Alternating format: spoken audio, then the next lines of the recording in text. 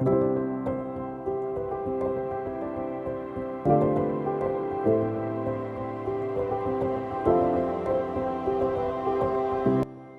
everyone, and thank you for joining this important webinar discussing the state of Missouri's Sarah Lopez Waiver. For those of you I haven't met yet, I'm Jessee, and I'm the Executive Director of the June Jessee Memorial Foundation, or as we often refer to it, the JJMF. My husband and I founded the organization in 2016 after our daughter June passed away shortly before her 4th birthday due to the complications of her undiagnosed neurological condition. Our mission is to support children like June and their families by providing assistance for their physical, emotional, and financial needs. For many families, including mine, Missouri's Sarah Lopez Medicaid waiver is vitally important to accessing necessary funding for their children. But I hear frequently from families in our JJMF community that their experience is similar to mine when trying to access this program, full of frustrations and roadblocks and difficult to find answers or someone to connect you to the information you need. We're here today to help you navigate the process and make it easier. Joining me today are a few people I'm honored to introduce you to. First, Carlita Blackwell, who's JJMF's Community Engagement Associate. Second, Annie Harper, JJMF's Board President. Carlita and Annie are both parents of children with complex medical conditions who personally understand the complications of accessing the Lopez waiver. And finally, we are grateful to have Matt Waggoner joining us to present this important information. Matt is Statewide Director of the Information Specialist Program for the Missouri Department of Mental Health, Division of Developmental Disabilities. Thank you for being here with us. And Matt, I will hand it over to you now. My name is Matt Waggoner, and I am the Statewide Director of the Information Specialist Program through the Department of Mental Health Division of Developmental Disabilities. I do not oversee or run the Sarah Lopez or Missouri Children with Developmental Disabilities waiver, but my program oversees about 4,200 individuals in the state of Missouri that do not have Medicaid. So myself and my staff, we spend a lot of time supporting families to access the waiver.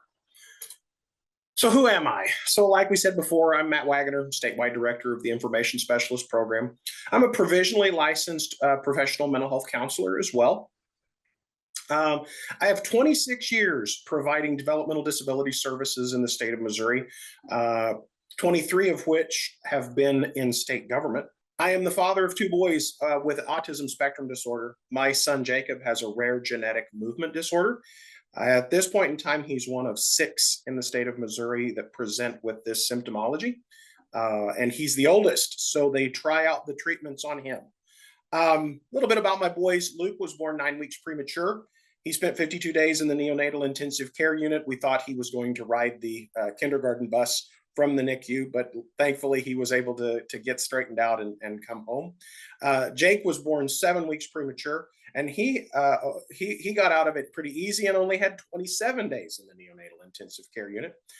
For fun, I am a coach for an adaptive baseball team in the Joplin region. Here's a couple of pictures of us, me and my boys, and us at baseball. The picture on the Cardinals is Jake and I. This is our current season. On a more personal note, to let you know, in December of 2020, we lost my son Luke at the age of 14 to an undiagnosed cardiac event, and it was catastrophic. And ultimately, he had a heart attack at 14, and he passed away. So when I visit with families, I want them to know that I'll never tell you that I understand your situation, because each of our experiences are individual, but I will tell you that I can relate. So I'm a parent and I'm a bureaucrat. And I think that I have a unique understanding and perspective of being a participant in services through the Department of Mental Health, as well as a parent who has a child as well. And then also someone who provides those services. So let's talk a little bit about the Missouri Children with Developmental Disabilities Waiver. So you'll hear that called MOCDD. And so we don't do anything that makes sense. You'd think that we would call it MOKIDS. Oh no, it's MOCDD, MOCDD, or the Sarah Lopez Waiver. The waiver came into existence because the parents of Sarah needed access to habilitative services. And it's important to understand that term, habilitative services. We're typically familiar with the term rehabilitation, which means it's the reacquisition of a skill. Habilitation is the initial acquisition of that skill. And typically, our children and others who have specific developmental disabilities and needs, they take longer to develop skills that their non-disabled peers develop on a more typical trajectory. So the use of the term habilitative is very, very important, and it'll be something we talk a lot about throughout the Sarah Lopez process. Other thing to understand is that the income and the resources of the parent are screened. If a slot is awarded, Medicaid eligibility will be based upon the child's income and resources. So, and I think we'll go into a little bit more details, but we always look at mom and dad's income first. We look at your income, we look at your resources, your bank accounts, your stuff. It's very, very personal, it feels like. And we ultimately come to a determination of either mom and dad would be considered over-resourced because there's too much money in an account, too much money in investments, retirement is discounted, or maybe they have more vehicles than they have legally aged drivers, or more properties than a single family dwelling. There are lots of considerations that we take into that process when we're looking at what Medicaid would basically determine regarding the financial status of the family. Now, I feel like it's really important for me to put this out there, is that moms and dads they're really resourceful and they're on top of things. And we've got moms and dads and grandmas and grandpas and friends and family who recognize the needs of our kids and that they're very expensive, and that the private health insurance system is really not set up to support a medically involved child or a child with significant needs. The system to support them is really more designed along the Medicaid system. And that's why when you interact with providers, the first question they'll ask you is, do you have Medicaid? Because the Medicaid system really is what's set up to support individuals and our kiddos that have significant needs. But moms and dads, they're resourceful, they're out there, they're working, they potentially will do some fundraising and some crowdfunding, and they secure that funding, and they want to stay above board, and they put that money in an account. And to stay on top of things, they put that kiddo's name on the account, and lo and behold, while we're going through the process of looking at assets, income, and resources, we look at mom and dads, and then we look at kiddos. And kiddo has a checking account with their name on it that's not a custodial account. It's got $100,000 in it. So mom and dad aren't eligible for Medicaid, and this kiddo isn't eligible for the Sarah Lopez waiver because we're discounting mom and dad's income when we've determined that it's over-resourced, or they would have a spin down. And I'll try and talk about that a little bit later. And so we look at kiddo's income or assets and resources, and kiddo's got a pretty sizable checking account. So it nullifies everybody's eligibility. So let's talk a little bit about what the law requires. So this is really little print, right? So how do we access and get started with the Sarah Lopez, requesting that Sarah Lopez or the MOCDD waiver? Number one, you've got to be determined eligible for DMHDD services. And we have regional offices and satellite regional offices all across the state. You would interact with DMH staff to go through the eligibility process. You have to be determined eligible with a developmental disability, okay, as defined by federal regulations. If we take federal money, we have to play by federal rules. So we use the federal definition of a developmental disability. We go through a screening process, which means sometimes families are told, you've got to go to Medicaid. You've got to go apply for Medicaid. And that's just not the case anymore. You are not required to go to Medicaid and make application. There is a caveat to that, all right?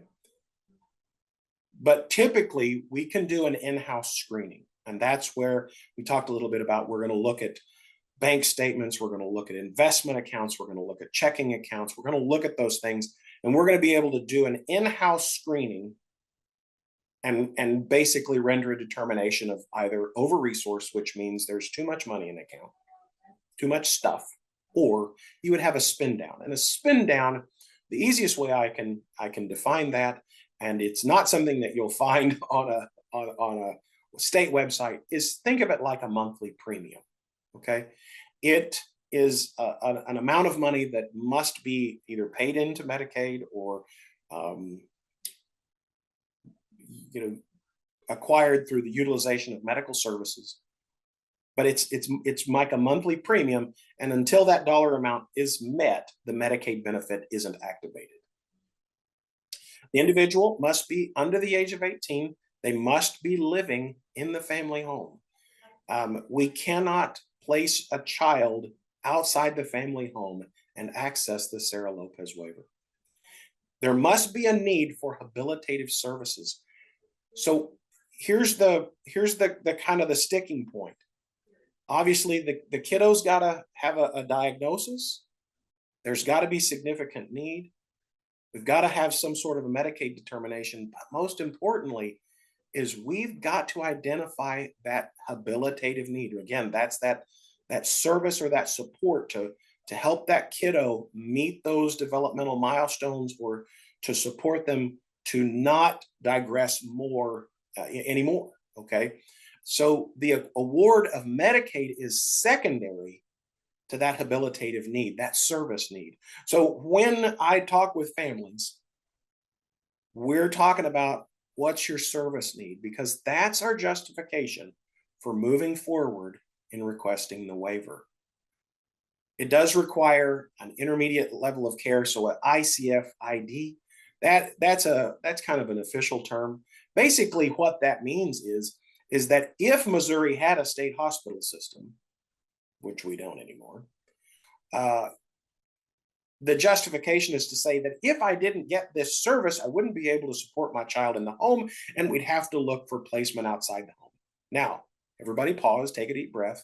Nobody is taking nobody's saying we're taking anybody's kiddos.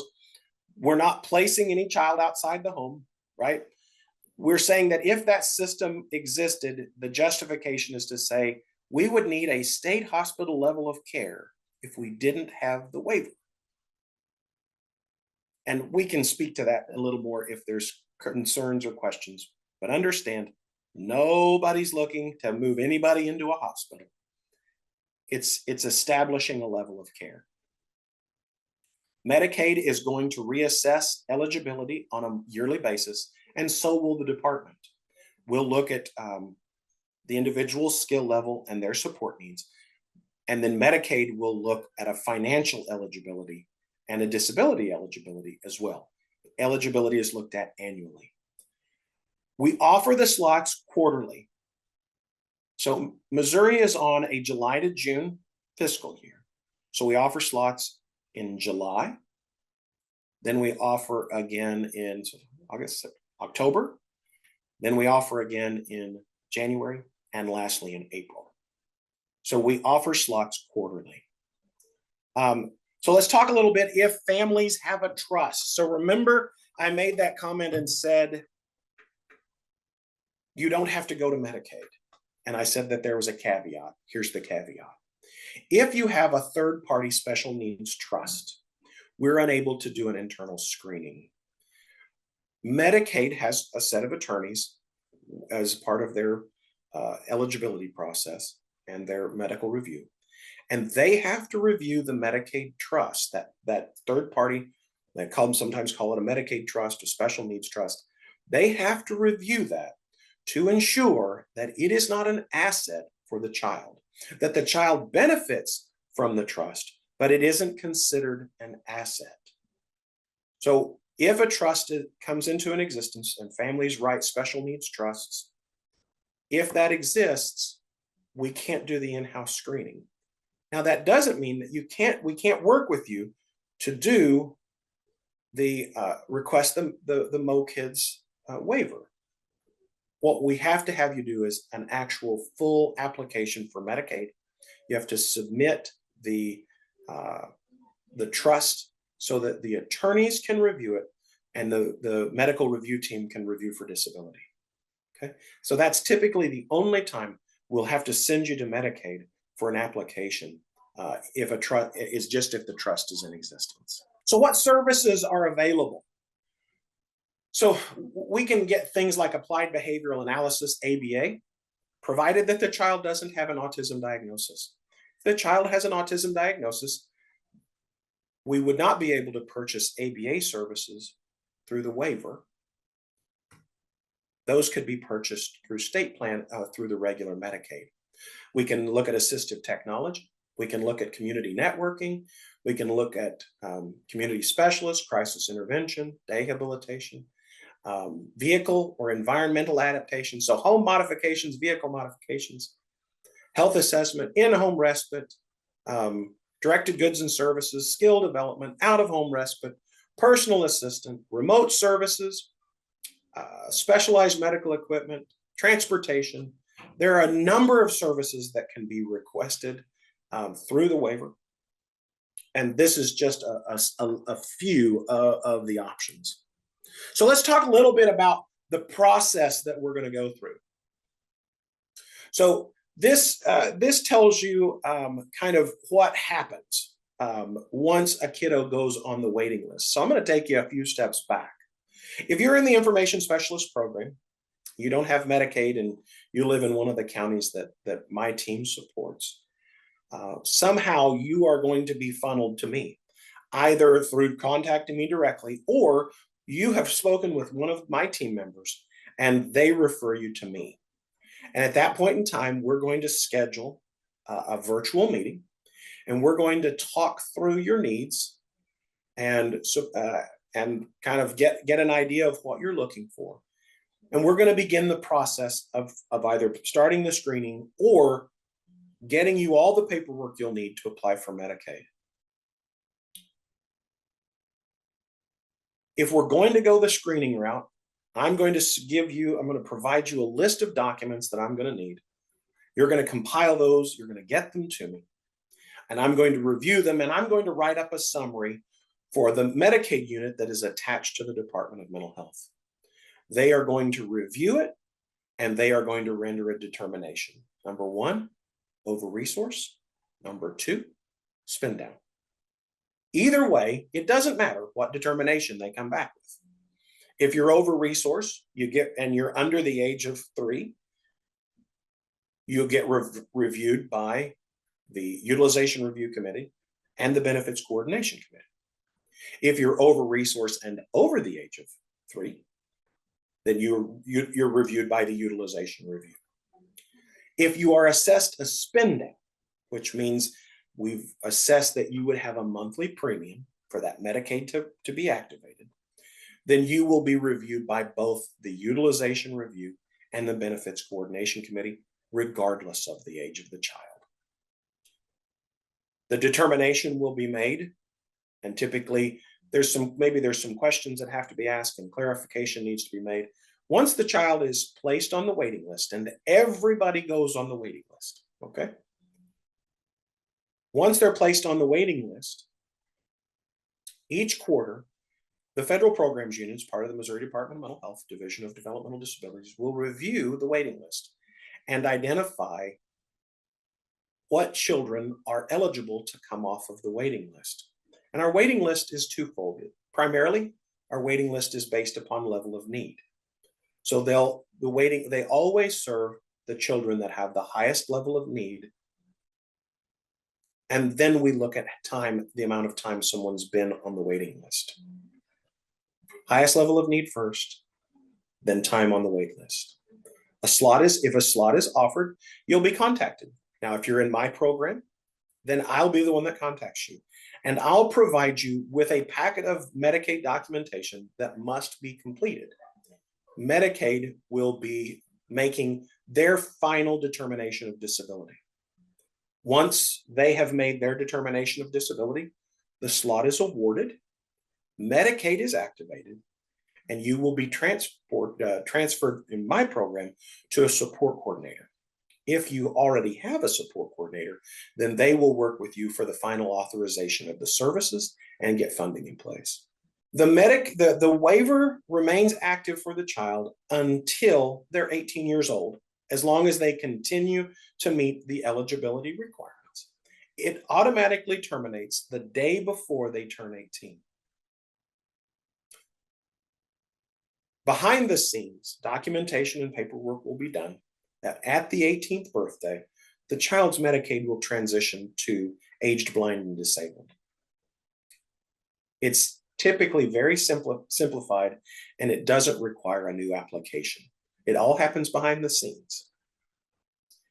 At 18, it doesn't matter what the family resources are. Medicaid's only going to look at the child's assets, income, and resources. If the FSD, which is the Family Support Division, requires any additional information or they need clarification, they'll reach out. And if the medical review team needs to review and make determination, they will reach out. Here's some resources about kind of explaining what is the Missouri Children with Developmental Disabilities, what's the process, what's the overview, the screening, and then again, just more specific guidelines on the process and on the forms. And then this is my contact information. So again, that's my name, my email address, and that is my direct phone number. And I'm going to make myself available for questions. Thanks, Matt. That's really helpful. One thing that I hear from families over and over again is who have the waiver or who are trying to get the waiver is, okay, I have all this funding for nursing care now. I have all this, but we can't find the nurses or we can't find the staffing or, and I know some people are able to use money to hire for nursing, or they can hire a personal assistant. So how is that funding determined? I know when June had the waiver, June only had the waiver for like the last year of her life. And I don't know if we didn't know we could use it for a personal assistant or we thought it had to be used towards nursing care. But how is that determined? And like, you can use the funds to hire either a nurse, or is it a personal assistant, or both, or how's that determined? Okay, that's a great question. Whether you're working with a support coordinator or you would be working with one of my team members, we're going to work with you to identify what is your need. Okay, what do you need? We don't have a predetermined set of hours that you're approved for. We're going to talk about what is individualized, okay, for your family, for your kiddo, for their needs. So the nurses, typically nursing, and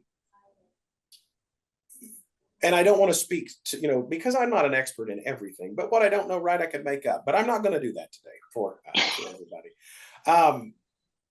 So some of the struggles that people are having right now is that there's a staffing crisis. And I think the statistics are, for every open position, there's 0.4 applicants, right? So obviously there's a struggle to find people to fill positions. So we see a lot of families talking to us about a personal assistant. The reimbursement rate for personal assistant doesn't necessarily, we're not able to justify, use it to hire a nurse, right? Because the reimbursement for a nurse is significantly higher. Mm-hmm. But what we do have the ability to either utilize a provider agency, or we have self-directed supports, which is mom and dad are the employer and they get to hire and fire their own staff. And then we have a fiscal intermediary that handles payroll and management, kind of overseeing of the budget and things like that. So sometimes when it's hard to find, so, my agencies might be struggling. Maybe somebody, maybe their para at school, maybe a cousin we didn't think about, right? A neighbor, somebody that we know and we trust, and they are familiar with our kiddos' needs. Maybe you could hire them to provide those supports. Who pays the personal assistant? Do mom and dad pay personal assistant and then they get reimbursed, or does Medicaid pays them directly? So, Matt, go ahead. Oh, sorry. I was going to jump in because we are utilizing this service currently. So I think I could give you like a good download about what we do, Jenny. So we have the self-directed services for Joe. So that person is paid for. And Jenny, as you know, I mean, all the moms in our space, I mean, I'm not a nurse by trade, we can be trained to do so much. So when we started this process, Joe was on oxygen, which again is not that heavy of a lift, but it is definitely understanding how to disconnect him from that, how to have, a transport tank and everything prepared. So we had somebody we are, as Matt explained it, we hire that person. We put out the posting to get that personal assistant for Joe. But then the payment of it is done through the waiver. And the fiscal agent is a company called Acumen. So Acumen is where they clock in and clock out. The personal assistant has to take notes of what they're doing to assist Joe throughout the day. So they picked him up from school, they got him home, they assist with his feeding, they assist with his diaper change, all those kinds of things. They get him to his therapies. They assist with his bathing, all those, everything that is going through the day doing. And then like, for example, last night actually was one of my deadlines. I have to go in and approve every single one of their entries for each day that they helped and worked with Joe. And so then they actually do the payroll. So it's all done through a third party, which is fantastic because I'm not responsible for having to figure out and get them, their W-2s and all that sort of stuff. It's all handled through that system that you get to work through, which makes it, and then you train the person and you are, the go-between, and it's a comfort level for you, but it's also then takes some of that pressure off of all the back end stuff of actually paying that person. Does that explain a lot of it? Yeah, it does. And then do you use any nursing hours or just self-directed?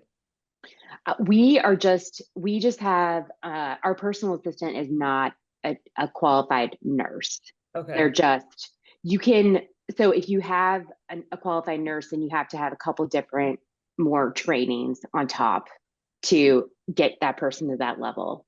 They're not hugely complex though. I mean, it's like basically just making sure your CPR thing is up to date. And there's like, I think 2 other things. I can look at my, and I can put that in the follow-up notes as well. So I don't think I was aware of the self-directed services, or I always thought I had to have a nurse. And so we went through a nursing agency but anyway, but that's super. Yeah, it doesn't have to be a nurse at all. I mean, but different kiddos have different needs. And Joe, as we've all discussed before, is a little bit more simplified at this point in time. That said, the benefit is that if his level of care goes to a different, place, then we do also have those resources already 100%. In place to make sure that we can get him the different level of care, that skilled care that he would need. I think it's really important to note that so Medicaid offers services that are just available on your Medicaid, and that's called state plan. Okay, so that's important. That's an important term for families to understand. If they are awarded a slot, they're going to have Medicaid. The child is going to have Missouri Medicaid, and so there are services and assets and resources available to that child through state plan, just simply because they carry Medicaid.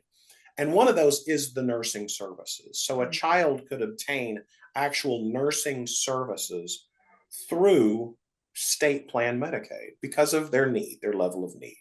Okay. And that's a decision made outside of the Department of Mental Health. Okay. It's made through another state agency. And Medicaid has a personal assistant option. And what it's really important to know is that there's a difference between waiver personal assistant and state plan personal assistant. So when it's state plan personal assistance, it's doing for, right? That's it. We're doing for them. Under waiver personal assistance, and I'm simplifying this greatly, but think about its skill maintenance and its skill acquisition.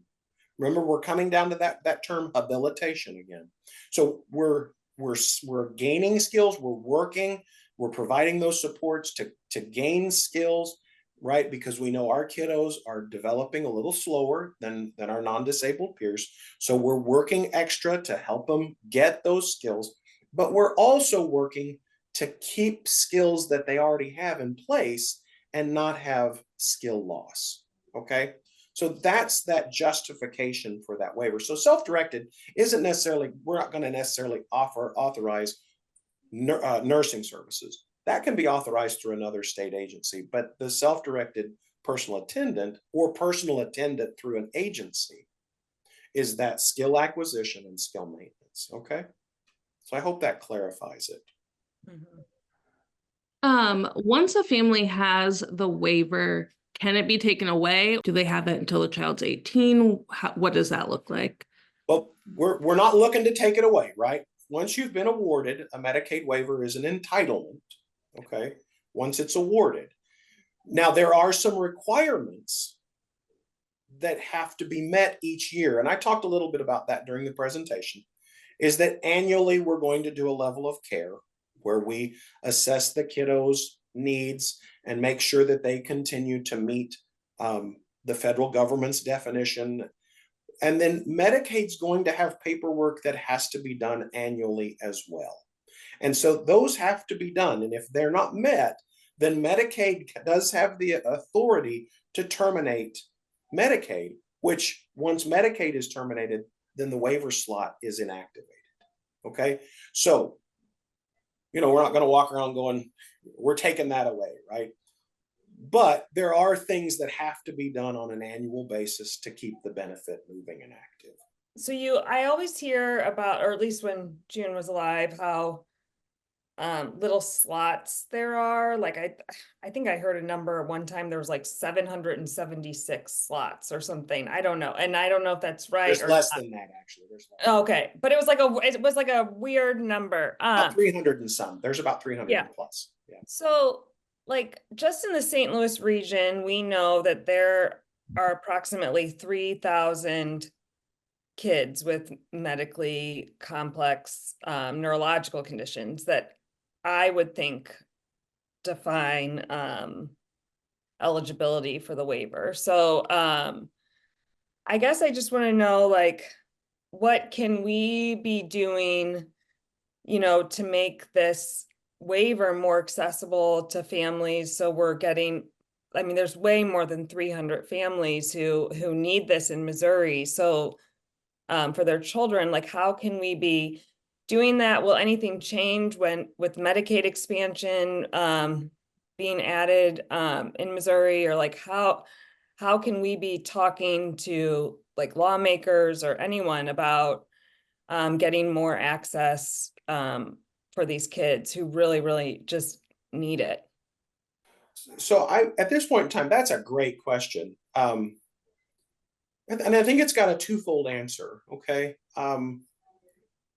We are seeing a pretty significant uptick in families requesting this waiver. We're seeing that, okay?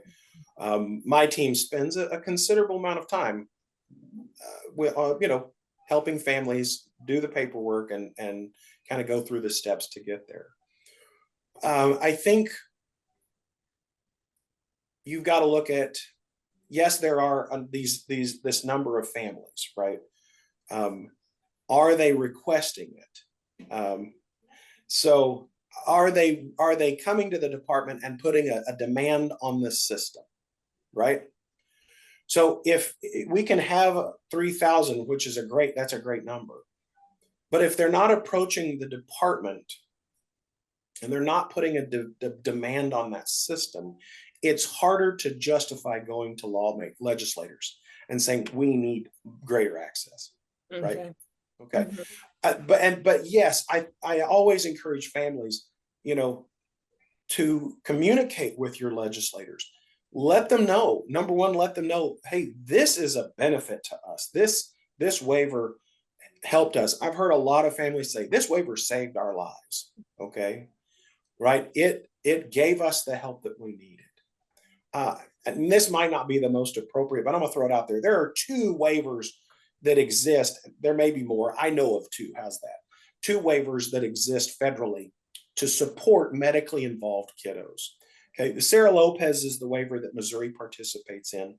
It basically looks at assigning Medicaid based upon kiddos' assets and resources when moms and dads are over the limit, provided that they have the habilitative need. There's also a waiver called a Katie Beckett waiver. Okay, Missouri doesn't participate in the Katie Beckett waiver. It simply identifies we have a medically fragile or a medically involved child and they need Medicaid. Okay. And now I'm not an expert on that, and I've oversimplified it a considerable amount. Okay. But those are the 2 waivers, and Missouri doesn't participate yet in that one. And I say yet because I'm not saying no, we never will. It ultimately has to have the support of families and the legislators and the department. I mean, we recognize the need. Okay, we recognize the need. The more that families come and they request, and maybe we see waiting lists or we see more pressure, then yeah, that's justification. Okay. Yeah, and Matt, I just want to say that I think just going through this experience with you as our kind of information specialist, I think your ability to really connect with families is just remarkable, and to be such a champion for us. And I think that, I guess, to give you just high compliments on how you interact with the families, and I've seen it time and time again.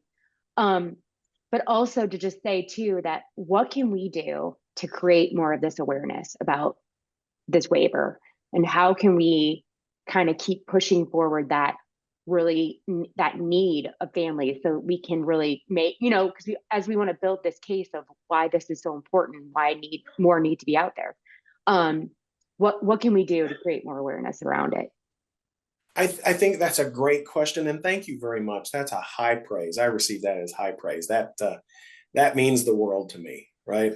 And if I have a legacy, and if my son Lucas has a legacy, his legacy is that his struggles motivated me to support as many families as I could, right? So I'm truly blessed by that. I think you have a wonderful platform in your organization of interacting with families in the most difficult season of their life and having those conversations of, are you aware of Medicaid? Are you, right? And I think that I'm a little older than most, right? I don't feel old until I get up in the morning. But there's becoming less and less of a stigma associated with getting assistance. Okay, from my generation, very stigmatized to ask for assistance, and I'm so glad to see that stigma is lessening, because it's based in tax dollars and everybody pays taxes, right? Everybody pays taxes, right? This benefit's there for everybody. So having that conversation with parents about, are you aware of Medicaid? Are you aware of the Sarah Lopez waiver? Are you connected with the Department of Mental Health? right? Every kiddo that's associated with your foundation should be eligible for DMH services. Okay. I should have put this in the training. I'm going to tell you now. I want to dispel myths and lies. You can have private health insurance and you can have Medicaid, not the Sarah Lopez waiver, just regular Medicaid. Missouri wants you to have private health insurance because then Medicaid becomes secondary and it's a cost benefit. Okay. So please, tell families, whoever told you couldn't have private health insurance, they've told you a story. It's not the truth. You can have private health insurance. There might be some very specific situations, but that's the exception to the rule, not the rule.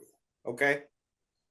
So having those conversations with families about, and typically what I will say to families is when you're ready, here's some starting points, right? So giving families the power. We all feel powerless. We have no control over the fact that our child has this diagnosis and they have these needs. But I have control over when I can take a deep breath and pour a cup of coffee and I'm going to tackle Medicaid. I'm going to tackle DMH application, right? I'm empowered. I can do that. And I'll tell you, the application for DMH services is, I actually worked with another parent about 18 years ago, and we overhauled it. And it's a pretty easy process now, right? You're going to do an interview. We're going to fill all the forms out for you. We're going to send it to you and say, sign here. Okay. And you're going to sign 5 or 6, 7 places and send it back. And that's it. Okay. It's easy. We overhauled it. It used to take us an hour and a half to do an intake. And then you had to do it all over. You had to do it all over again. Right. So our return rate was about 50%. Now it's at maybe 75, 80%. Okay. Because it's easier. Okay. Yep. That makes a difference for sure. You bet. So we know what it's like to be a parent and having to fill out governmental stuff. Yeah. There's a couple of things that are non-negotiables. We've got to do it. We play with the feds. We got to do it the feds way. But if we can make it easier, we will. Okay, so thanks everyone for joining us today. And most importantly, thank you, Matt, for taking time to share this important information. It was, like Annie and Carlita said, just so useful. And we are so grateful for your dedication to making this program accessible to the families in our community. And we're looking forward to hosting a follow-up with Matt and inviting families to join and ask their individual questions at a later date. So please look for information coming from the JHMF in the near future.